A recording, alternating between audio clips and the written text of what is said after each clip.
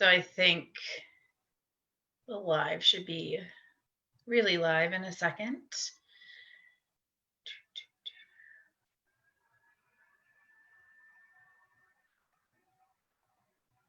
I assume. All right, it says we're live on Facebook, so I'm going to assume that we are. So hello, everyone, and welcome to Mystical Monday with Seaside Shadows. So I will introduce who's here. It's a little bit different for the past few months.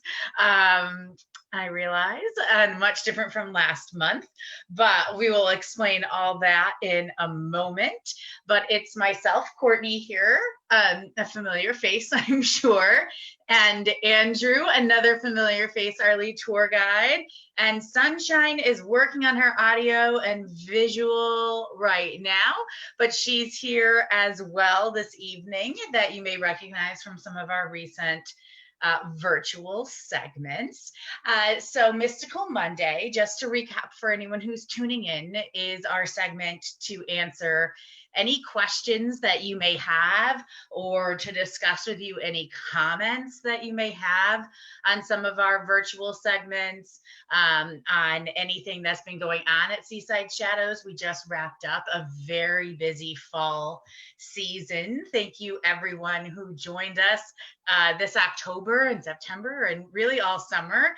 It has been amazing to get to meet so many of you and to hear your ghost stories and see the pictures that you've captured on tour, and more importantly, to be able to share some of our favorite stories of history with people who appreciate them so much. So thank you to everyone who came so far this year.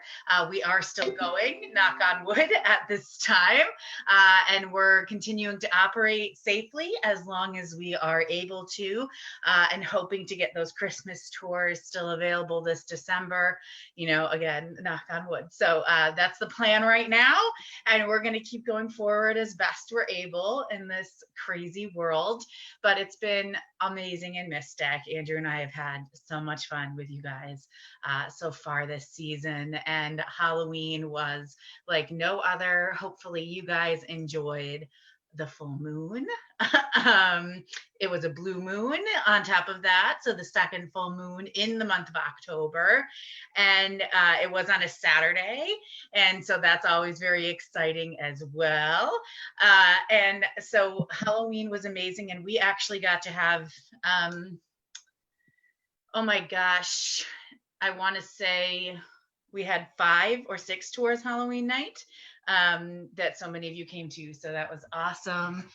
Thank you so much, everybody, for that. And I think everyone's working on their tech right now. People fading in and out, but maybe it's just my end. What if it's me in Moodus that can't see anyone? But hopefully you guys are still hearing me wherever you are. But Halloween was amazing. We're now into November. I can't believe we're already halfway through November, which is insane. Crazy. Yeah. Where has it gone? I know. And I'm seeing so many posts that people are already putting up their Christmas decorations. And I still have my Halloween decorations up. So it's that weird overlap here at my house. But hopefully you guys are getting ready for the holiday season as well. So as we go into the holiday season, we're going to continue our virtual segments and perhaps check in with you guys from time to time. But speaking of those virtual segments, we wanted to talk with you about who's here doing them and what we've been up to. So when it comes to segments, it's going to be one of the 3 of us that you see for a while. Poor Sunshine is struggling with Zoom. I hope I didn't give her some... She's trying really hard. I hope I didn't give her some defunct link. I'm starting to really worry about that. We'll find out. Maybe it's the spirits. That's who I blame when I have technology problems. Sometimes it's them, sometimes I'm definitely scapegoating, but they're aware of that. So for our virtual segment, oh, I hear you. Oh my gosh. Yes.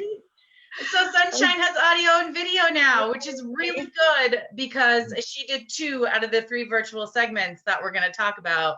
So we definitely want you to be able to hear her this evening. So one of the first things I said I wanted to address is who's here, what's going on. So you have myself and Andrew, and Sunshine has recently joined our team. If you came in the fall, you may have seen that she was a guest psychic medium at our paranormal investigations. And we had a fantastic time with her being able to communicate with those who have passed away, whose spirits haunt our Whitehall Cemetery. And Sunshine fell in love with the spirits of the tours and very much wanted to be able to see them more and be a part of the Seaside Shadows team. And we were very excited by that. Yay. So yeah, so Sunshine has been training to be a tour guide, and hopefully way by this time next year, but way before that, you'll be able to go on a tour with Sunshine and experience her very fabulous version of the Downtown Mystic and Mystic Graveyard Ghost Tours. And she's been also dabbling in our virtual segments and doing a fantastic job with some of the local lore. And myself and Andrew, like I said, we're the old standbys, but we're not going anywhere. So you'll continue to see the 2 of us as well on tours and on virtual segments. We had a bit of a staff change, but get familiar with these 3 faces because those are the ones you're going to get to know even more as we go into the winter.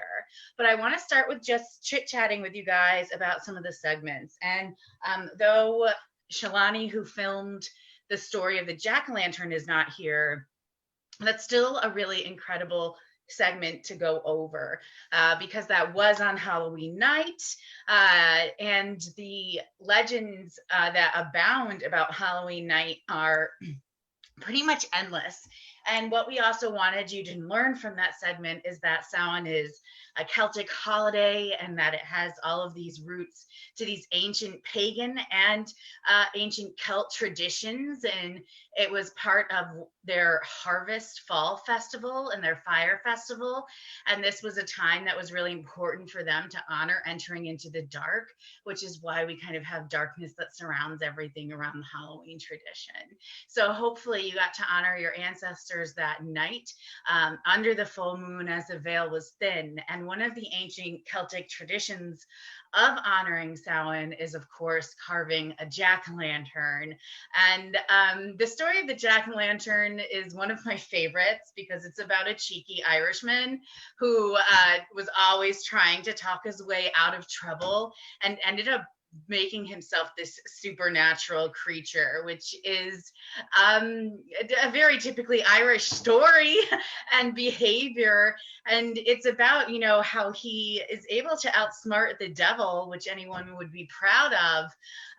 But then he's so good at being bad that even God himself does not want this man named Jack, nor does the devil. And so he was plagued his whole existence by a vengeful devil by having to carry around a coal in the middle of the night.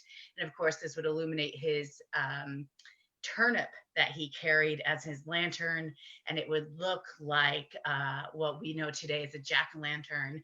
Jack-o'-lantern starting as turnips in Ireland. So that story, of course, is layered with a lot of traditions, layered about kind of being between worlds, trying to navigate through the darkness as we get to that time of year.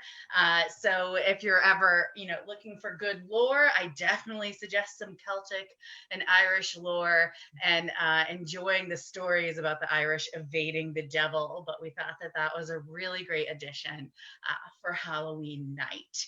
And then we went from Spooky Story Sunday into Cemetery Saturday. And Andrew, you and I had been talking about the individual for Cemetery Saturday for a couple months now, right? We had been eyeballing him for this particular episode. Yeah, I'm sure his spirit was quite familiar by the time his segment rolled around. But when we were researching him, we found a tale of a man actually buried in a rum barrel right here in Eastern Connecticut. We knew he had to be a man with quite a story behind him. And there's been some great documentation from Ray Mendici at Damned Connecticut, but also some additional lore archived by Lebanon historians over the years. So I'm going to turn it over to Sunshine to tell us what she found the most compelling about Captain Sluman Gray. And did you encounter his spirit? People will want to know that as well. Well, to be honest, I think that we did encounter his spirit because we found his grave so easily. We were late getting there a little bit because we were getting lost. We got right to the graveyard and I just kind of walked straight to him. So I think he was waiting to be talked about and to be featured. Could definitely feel him being there, could feel the fact that he was definitely pickled and not that really happy about it. Now, do you get the vibe though that the lore, as you stated, kind of says that he did not get along well with his fellow crewmen or people that worked under him, that he was known to be kind of ruthless, but very tender when it came to his wife and kind. What did you feel was his more true version? Let me think about that one for a second. I do think that he was pretty ruthless to his the people on his ship, the people under his command, for real. He seemed, there's more than one account about it. If I only heard one story about this bad man, then I would say, oh, it's just a story. However, I think that he loved his wife very much, but he may have loved her in a way in which you might love a doll, was sort of the way I felt about it when I was talking with him and doing this segment. And I thought it really odd as well that his widow never did unpack him. I think it probably would have been too gross to unpack. But however, it feels sort of like there was something shady going on there.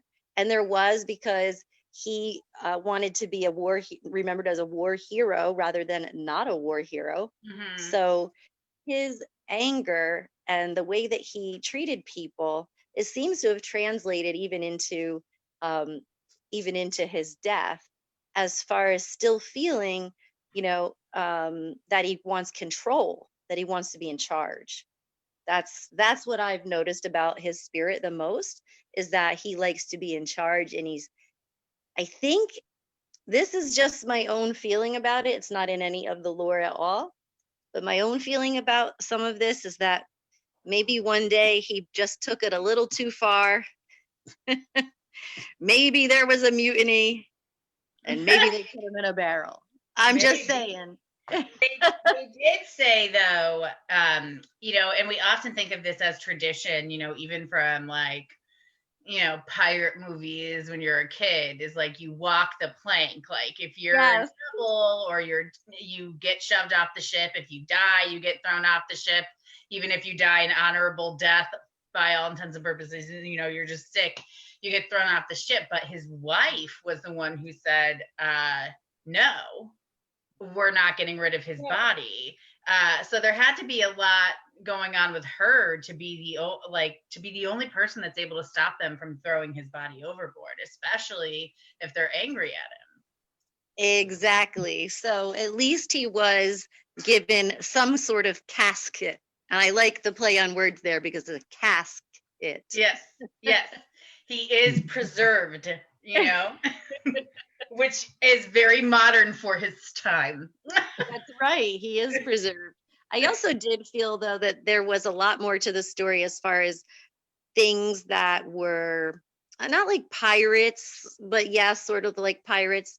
I had one impression from the captain, from Captain Gray, that he actually did speak to me and said, is my body really there? What's in the rum barrel?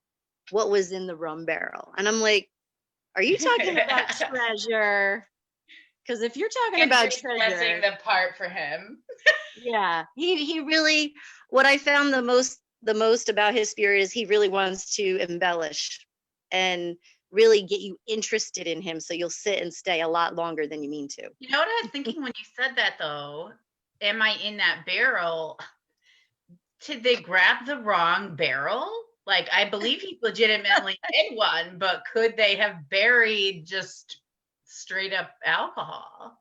Ooh.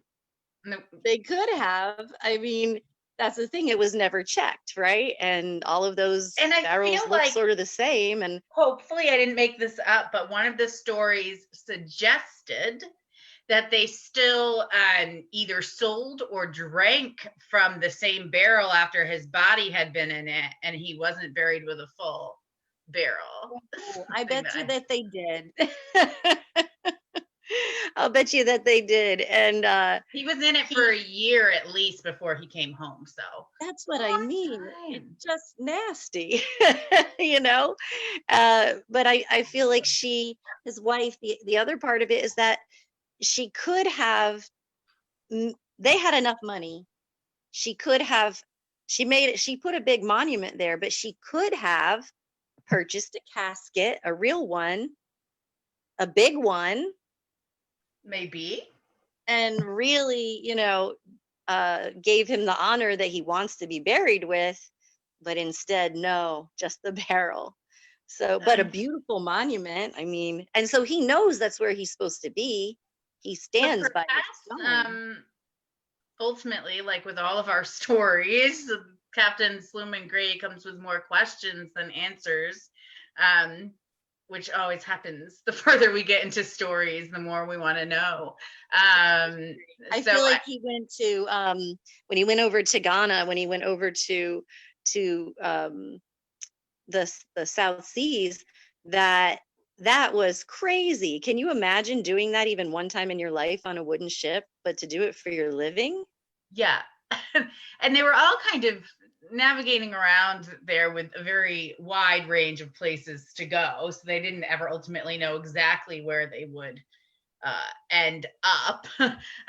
So who knows if that was even where he intended to go.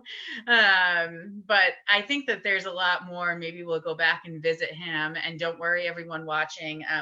We've already been talking about our next potential cemetery Saturday and something very exciting we're going to hope to do with a legend, but we're going to go together probably because it's very scary legend, and I'm not going alone, even though I'm a not ghost. Mothman. Don't say Mothman. No, we're not going to West Virginia for anything. Andrew, vouch for you. West Virginia scares me. I don't know why. Yeah. It's either she's got West Virginia phobia. It's just... I do. It's either the horror movies or something happened to me there in like some sort of past life, and no. Yeah. Roads take her away from West Virginia. Not on my. I took a road trip this summer, and it took me into West Virginia. I called Andrew very alarmed. You did. She was. I was driving through West Virginia with fear in my eyes. I didn't know what was going on. And voice, yes. I called Andrew and was like, guess where I am. How did I end up here? Yeah, it was long, right? But I've made it. I survived my 45-minute encounter with West Virginia. So we're talking though more New Haven area for the next one. So if any of you are paranormal buffs out there, you might know who we're thinking of seeing in New Haven, and wish us luck because some people haven't made it back from her. So we are being. Who is it? Oh, I'm so excited to just find remember. Out. But yeah, hopefully in December we'll make it to see this person. But most exciting, other than of course me being an Irish person with great Halloween superstition, I was so excited for the recent Spooky Story Sunday and I really wanted to touch base about that. By the way, I said jack-o'-lantern was jack-o'-lantern was spooky story. I don't know if we missed a witchy Wednesday. I'm sorry if we messed up our roll, guys. It's entirely We possible. were in our busy season. Give us a break. I mean, It was Halloween time. We were confused. we had a Busiest lot time going of the on. year. Yes, lost and confused, and we're here. We've made it. Sunshine, were you with Sluman Gray on Halloween Day? I don't know, because wait, yeah, I was with him on Halloween Day. I had to think for a second because October is always a blur. It's just so busy. So How busy. we deal with Halloween is very confusing. But we did it. Yeah, I wish that Halloween was every month. I mean, I wish October was every month. Oh, then that does mean it was Witchy Wednesday. That's right. No, Saturday. Cemetery Saturday. You did Cemetery Saturday, and Jack-o'-lantern was a Witchy Wednesday. There we go. We got it right. You know? Celts are all witches, so that's why I did that in my head. For anyone wondering, we're all ancestral witches. So the spooky story that I was really excited about was one that had fascinated me personally, legends of, before I even knew how they related to Connecticut. You know, when we talk about sea serpents, we immediately think of Nessie, the Loch Ness Monster. I myself have taken a cruise on Loch Ness with a radar in hopes. Ooh. I took one that had a radar on the boat so that it could pick up Nessie. So I'm quite curious about sea serpents myself, and I lived in Burlington, Vermont for a while, and Lake Champlain is rumored to have Champ as its local sea serpent there. So I'm no stranger to sea serpent stories, but I was a stranger prior to some recent reading that I did to Connecticut's sea serpent down by Stratford that was seen for over 25 years by reliable sources in the same area, which was quite fascinating.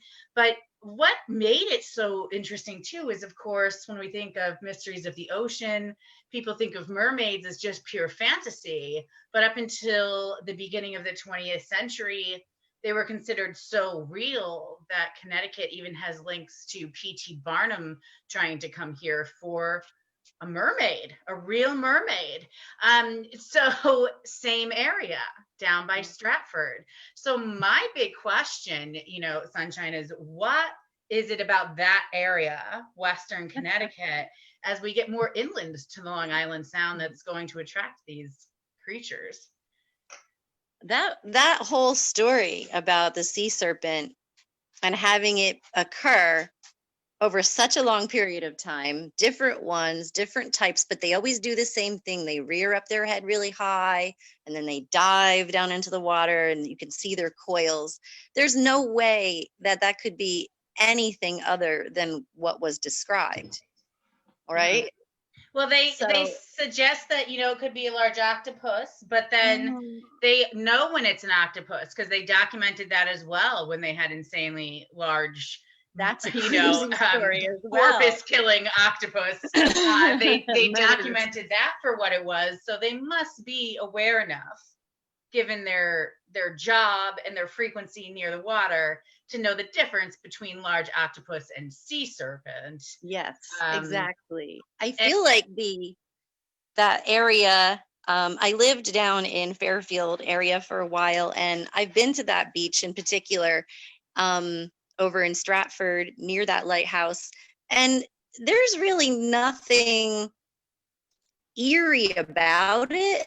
It's a beautiful beach. It's a nice place to be.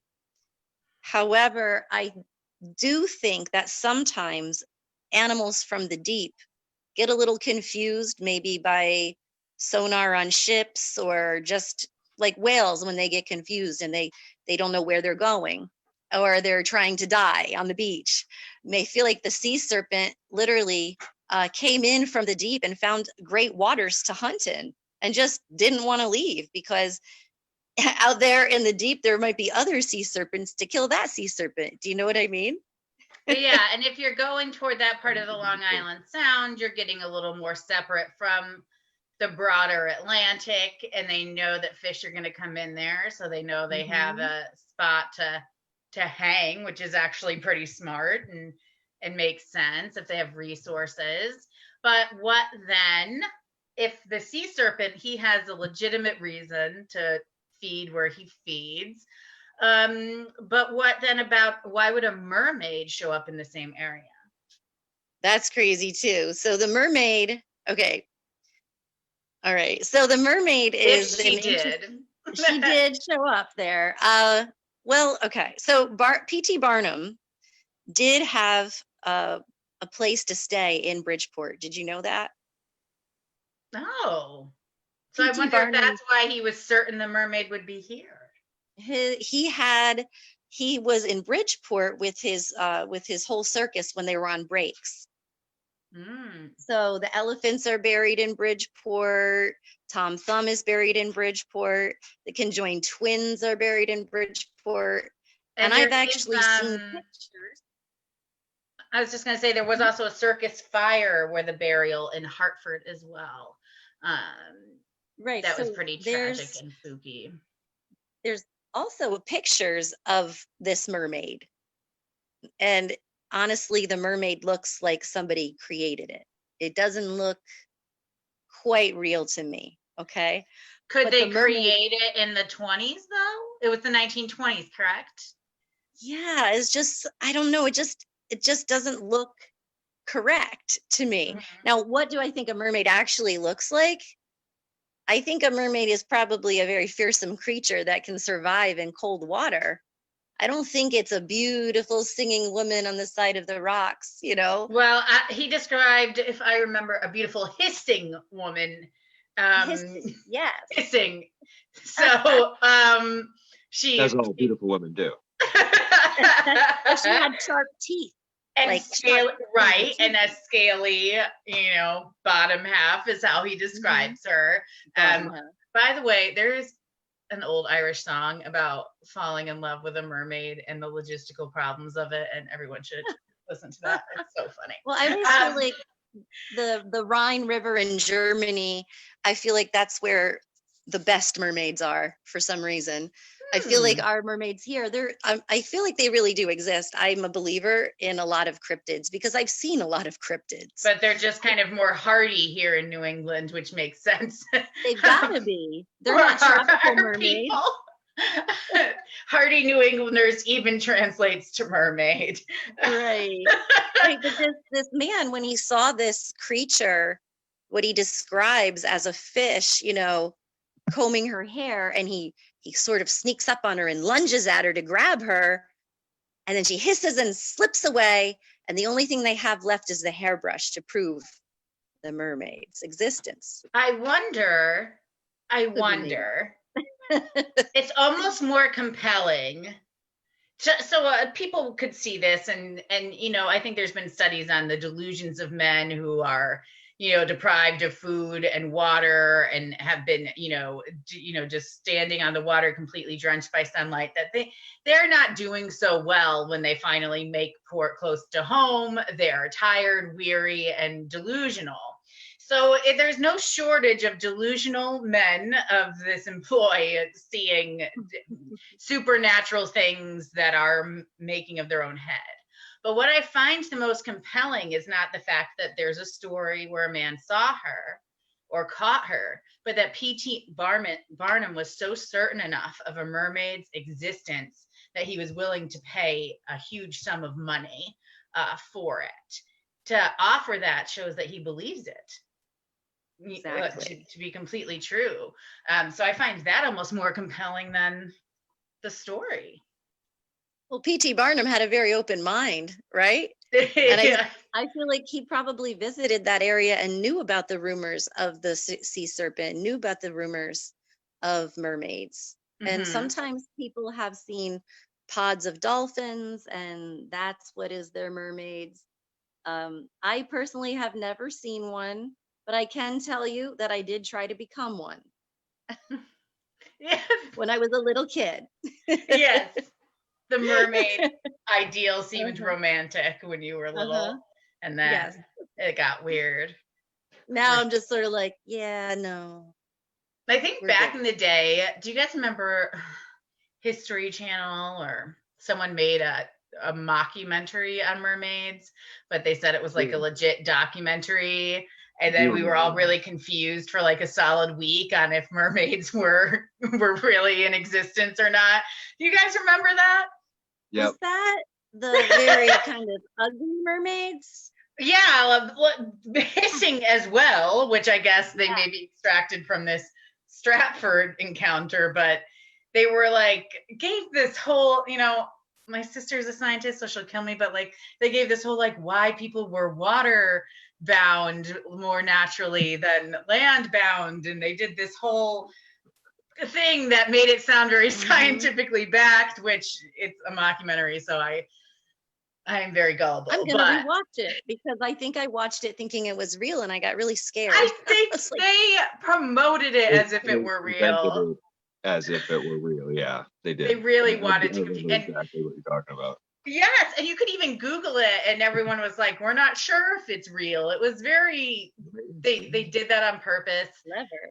Clever.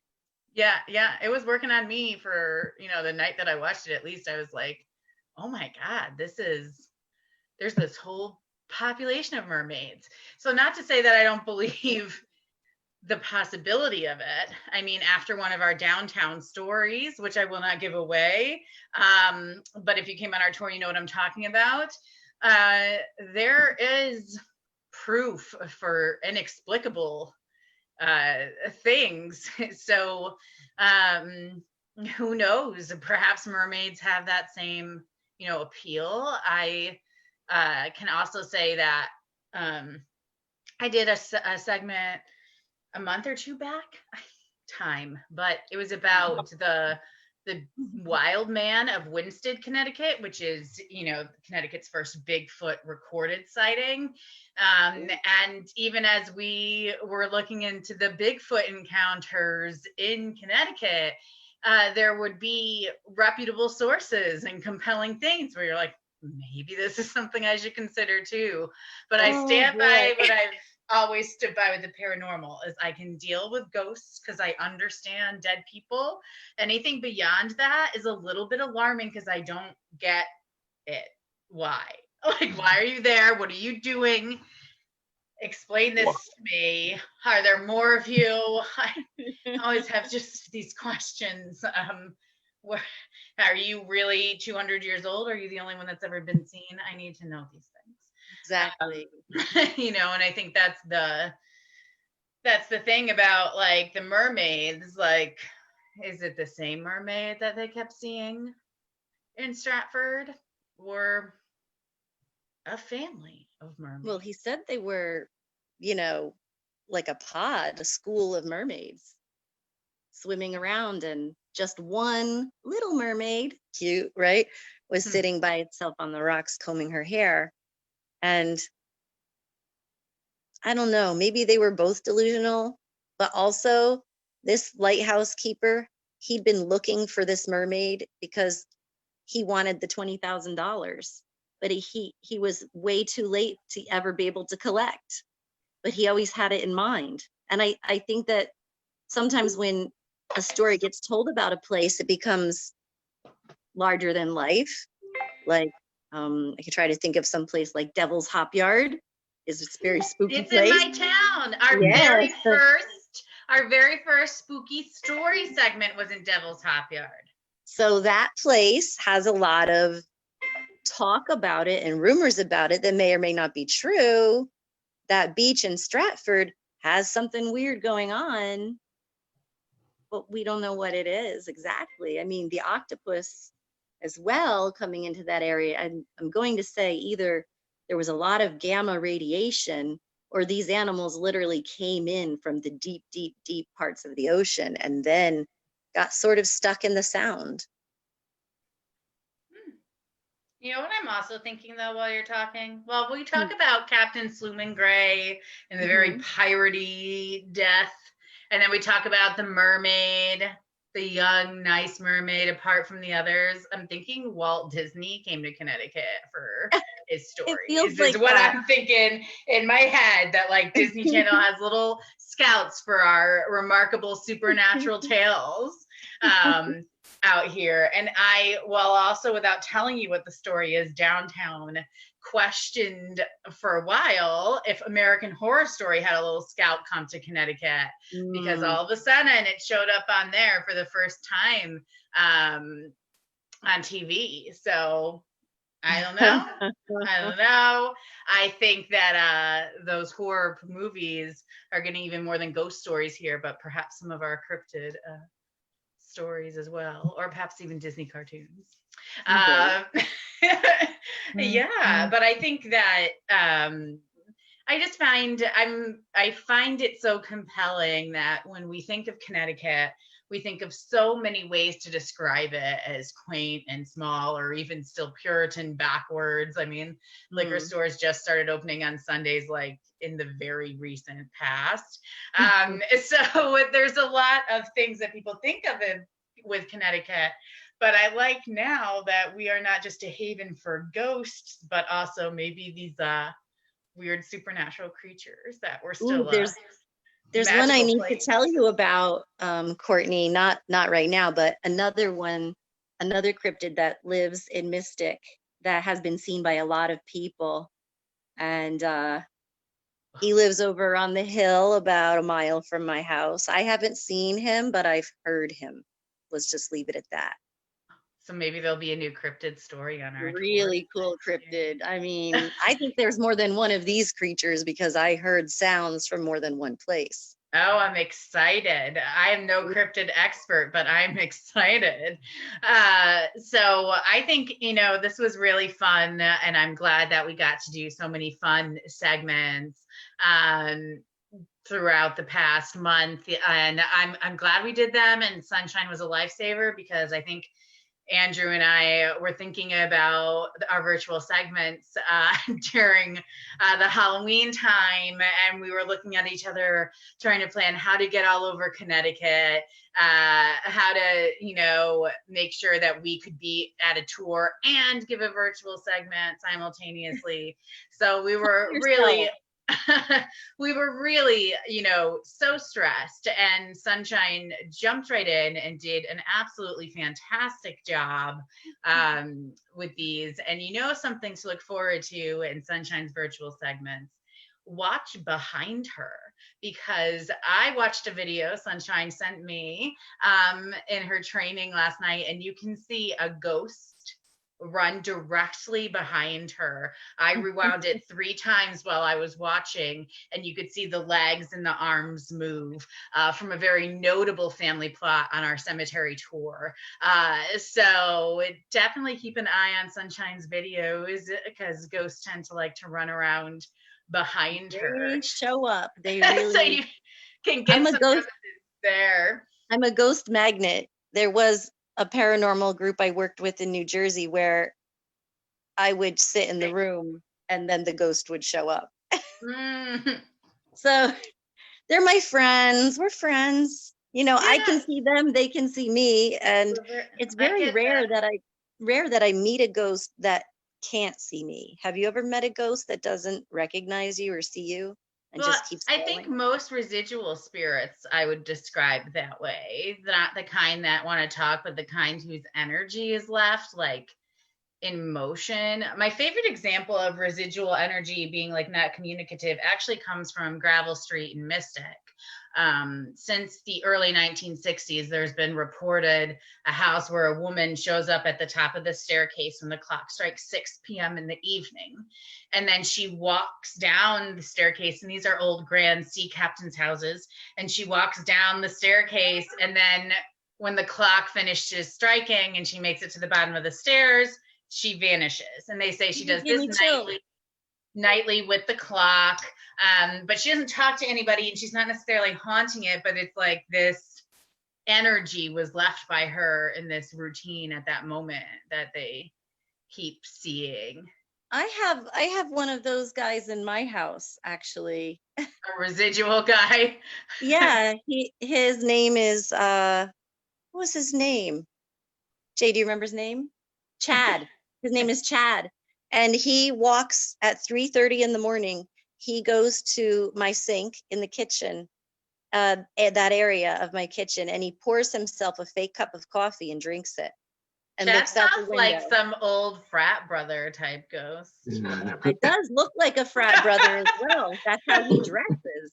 He's got on a sweatshirt. He's got on his Maybe he is. Connecticut I'm cargo sorry, shorts Chad.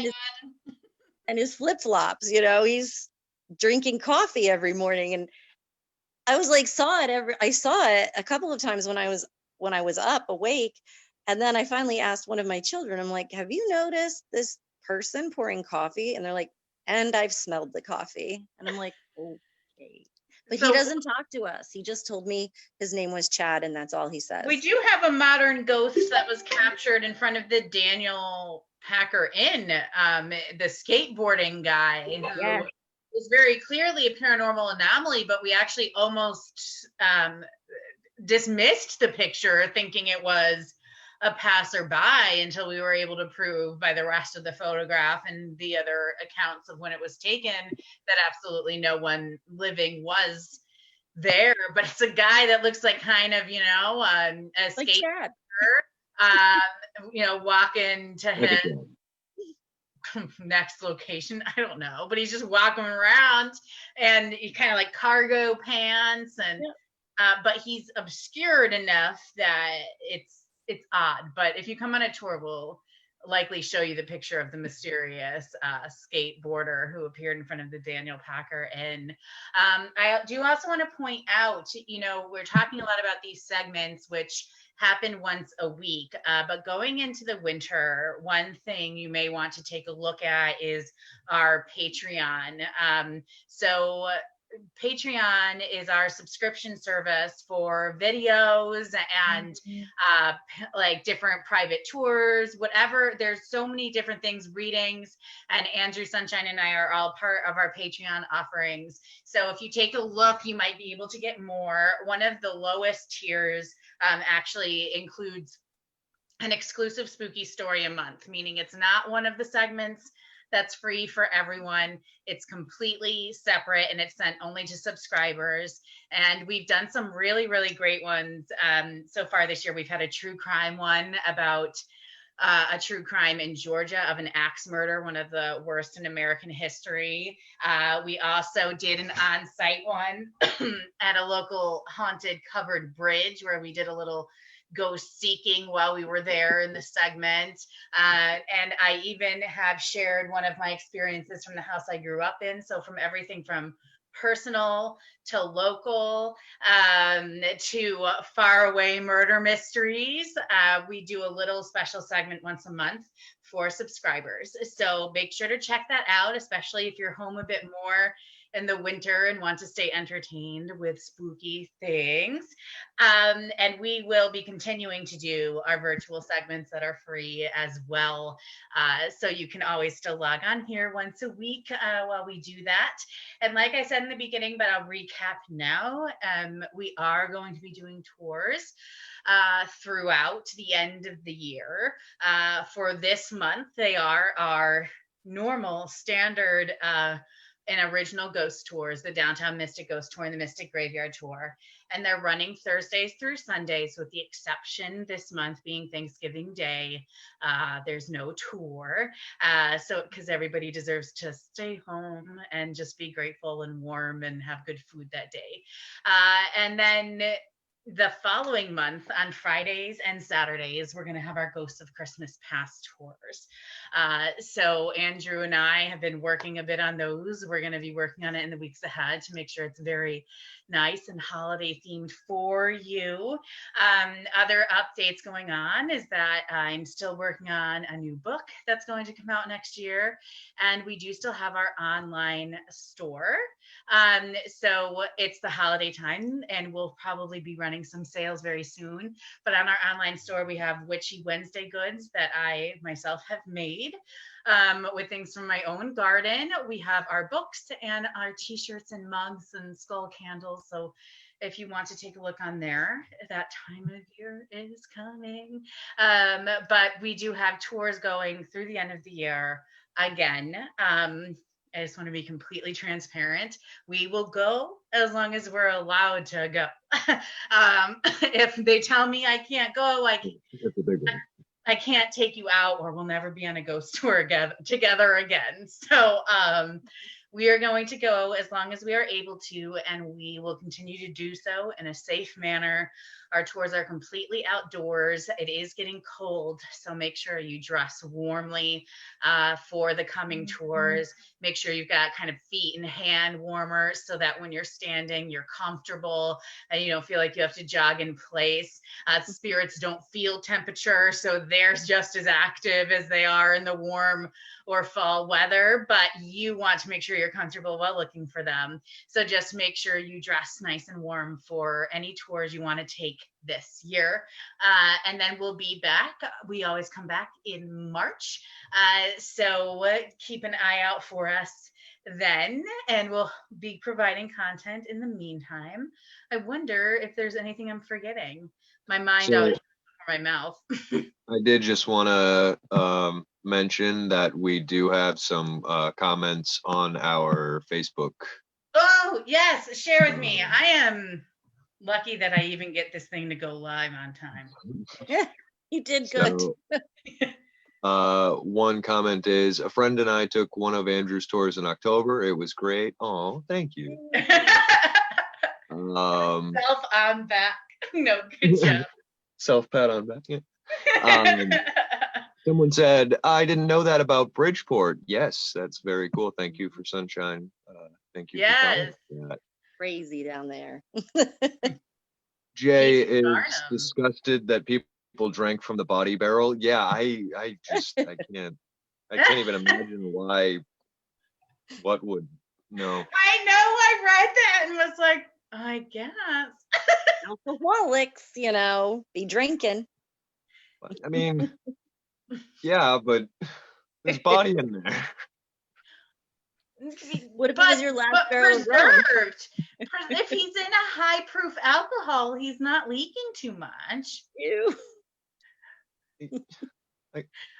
None of this makes this better for me. I tend, as an FYI to people watching, I tend to be the one that's like okay with gruesome things. To my credit, when I was in college, my internship brought me to autopsies happening in morgues more than once. So I just grew like desensitized, and then I realized I say things that not everybody just casually says. So my apologies. If you fingerprint a dead body, you get desensitized too. But yeah, we have a couple more comments. Yeah, that probably, no, I'm kidding. Monique Hunter says hi. Hi, Monique. Hi. Oh, Monique's coming on a Christmas tour next month. Nice. Very cool. And then the next question is actually about the Christmas tours. Is the Ghost of Christmas Downtown Mystic Tour the same as the normal downtown tour? No, it is different. It is more Christmas themed. Yes, we focus on stories of modern day that relate to Christmas, but also the way the tour is structured is that we weave in some lesser known Christmas stories of spirits from back in the day and relate them to the time periods of the buildings and people and mystic Christmas traditions that they would have known in stories. And we like to tell people a little bit about how Christmas was celebrated or not. It would vary over the centuries. So you'll travel through time of Christmas with us, a little history of Christmas, because that history part, and then the ghost stories for the haunted part. But while they are in the same places, they are different bits of information we share and different stories that we share there. So it is a different tour. The only similarity, you would be walking similar routes. And then we just got a new one, a hello from Jessica. Hi, Jessica. Hi, Jessica. Thank you for watching. I'm enjoying all of these hellos and shout outs. We probably should have watched more. during the, I tell people send questions. That's the whole point of the live. And then I try to pull them up and I'm afraid I'm going to shut off this. I'm getting old. I'm sure everyone's like, you can do multiple things on the computer at once, Courtney. You're like, no, I can't. I know. Also, I just want to give a shout out to, I know some of you mentioned that you took Andrew's tour.